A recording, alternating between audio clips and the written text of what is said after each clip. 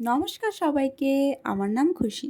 যারা আমাকে চেনো না তাদের জন্য বললাম। কিন্তু আজকে ছিল সম্মেলনের কুঞ্জভঙ্গ, মানে শেষ দিন। আর কোনো একটা অনুষ্ঠানের শেষ দিন মানে যত না আনন্দ তার দ্বিগুণ বেশি কষ্ট। ঠিক আছে, কারণ কি আবার একটা বছরের অপেক্ষা তোমার জন্য, মানে সব কিছু শেষ এই বছরের মতন। তো যাই হোক, সেসব দুঃখ ভুলে আনন্দটাকে নিয়ে সকালবেলায় উঠে রেডি হয়ে মন্দিরে চলে গেছিলাম। সেখানে গিয়ে ফার্স্টে প্রণাম করে অনেক ফটো অনেক ভিডিও করে নিয়েছিলাম, আর একটু কীর্তন গানও শুনে নিয়েছিলাম। তারপর দেখলাম খেতে বসিয়ে দিচ্ছে সবাইকে কীর্তনের শেষ হওয়ার পর।